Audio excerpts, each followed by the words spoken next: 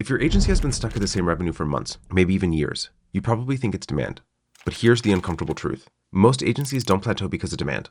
They plateau because their pricing, hiring, delivery model, and risk tolerance are perfectly optimized for the revenue that they are currently at. You didn't accidentally get stuck. You built a structure that holds you at exactly where you are. So in this video, I'm going to break down why that happens and what exactly needs to change if you want to be able to break through that glass ceiling. Let's start with why agencies plateau at that same revenue. So the same pricing structure, same client profile, same team capacity, same acquisition volume, same founder involvement is the plateau.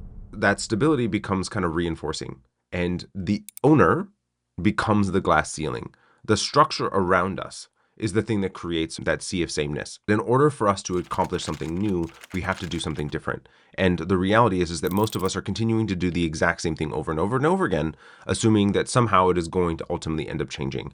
And our own leader mindset is that first we need to change in order for the business to reflect it, especially if you are a single owner founder. And it's incredibly important that you allow for this shifting dynamic within the agency to then start to reflect that changing future. The optimization trap that I see and why this is created is that your pricing matches your current delivery capacity. And so the reality is what this ends up creating is that growth becomes a financial risk. So if your current capacity in every single delivery component within the agency is fully matched to your current pricing and exactly what's currently going on, you don't have any space or capacity to be able to hire new people if someone is slightly below their utilization, then it actually creates a meaningful financial risk for you to go and hire someone new to allow for you to be able to get to that next stage of growth. And so then your team size matches the current workload. So there's ultimately then no space to grow. So if you have the exact same amount of team members for the exact same amount of workload that you currently have, then you are not able to bring on new clients, barring obviously that there's some opportunity within contractors allowing for you to be able to grow and being able to allow for things to adjust slightly. So there's some opportunity there in some variability. Your marketing budget matches last month's revenues. The reality of what your current operational budget is fully spent to your current situation. So you're not able to build a war chest. You're not able to invest appropriately. If you need to lean a bit more into your marketing, you need to lean a bit more into hiring, you need to lean a bit more into this specific area, that you don't actually have the cash reserves or war chest that allow for you to be able to do so.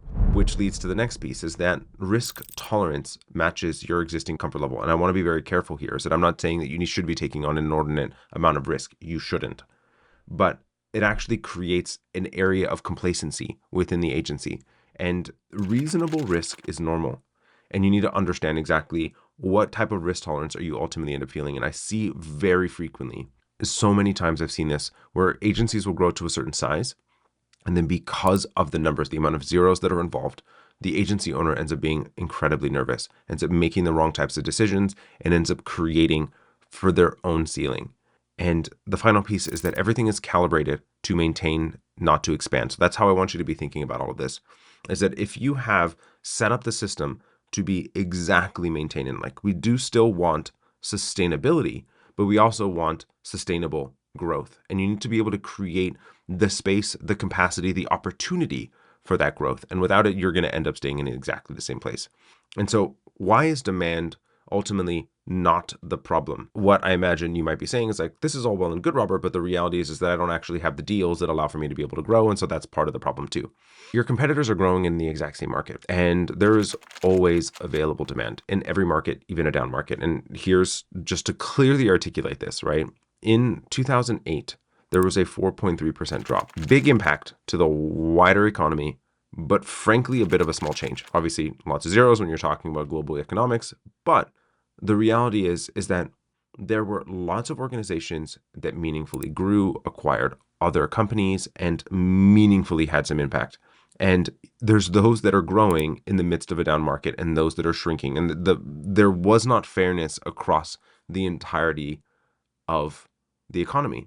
Some won, some lost. And that's true in this market, even in a market that's growing. And the plateau directly reflects internal constraints, internal thinking. Demand just didn't disappear. that structural capacity has become a problem. It ends up capping out our risk tolerance in what's going on, the strategy by which we are actually enacting it, the adaptation to the new market, or the things that we are doing wrong. And we need to be changing things to allow for us to adapt meaningfully. I want to go through a couple of these items just one by one. So pricing at the wrong level. And here's the core of what becomes the problem here, is that underpriced services attract lower tier clients. Those lower tier clients create higher operational strain because they are very demanding. The reality is that for smaller businesses, some of the investments that they're making is a lot of money for them. Whether it is a lot of money or not, it is a lot of money for them. And so because it's a lot of money for them, there's a lot riding for it for them, the same way that it would have been for you too. And that operational strain creates problems for strategic growth. And so that pricing ends up actually becoming your ceiling. And so there's a couple of pieces that are necessary in here. One, it's incredibly vital that your pricing also match the value that you're providing. And so you have to do a comparison to what that looks like. What is it meaningfully creating from an ROI perspective? Is that fair for you and for them? Because it needs to be in polarity. You should be largely to a reasonable degree at a higher end of that ROI echelon, allowing for you to deliver at a higher value than the current price. Doesn't mean that you need to be vastly underpricing, and I'm not suggesting that either, but there needs to be, in comparison to the rest of the market, you should be able to provide a higher ROI than your competitors. But still then looking at what exactly does that look like from a pricing perspective that allows for you to be able to have the financial capacity to be able to grow. And then thinking about capacity as that ceiling. So when we are hiring reactively, it keeps you constantly in this place of catch up. And so that refusal to invest ahead of that growth before your revenue is locked in, it ends up creating a problem. And so if your team can only handle $80,000 a month, you're going to stay at that $80,000 a month. But the reality is this is a trailing implication of that previous pricing. Because if you had within that existing pricing model, you were able to afford $87,000 a month, or you started charging $87,000 a month for what you were previously charging $80,000, you now have $7,000 a month that you can start to invest in hiring other individuals that allow for you to be able to grow. And so it allows for you to be able to create for that capacity strain. So I was just wanting to make that cross comparison between the two. And then that founder level bottleneck, which is a huge component, and trust me, I've done the same here too, is that we end up approving everything because of the risk tolerance that we currently have. We are handling all of sales and marketing entirely personally. We are involved in every component of fulfillment. We are avoiding these removal and delegation of things because we feel like the risk is too high for us to delegate these decision makings. And so you're optimizing for control and not for growth. And I get it. Speaking as a control freak, recovering control freak, all the things, it's important for you to understand and feel within your comfort level and for you to be able to have within your tolerance level, I mean. But the reality is that you're going to have to push that outer limit as time progresses. And you need to start to allow for yourself to be removed from things. And the more that you continue to stick your hand in places, it is going to constrain your growth. And how do we actually break through this plateau? So I want you to think about price raising, whether that's for existing clients or new projects. And it doesn't need to be huge numbers.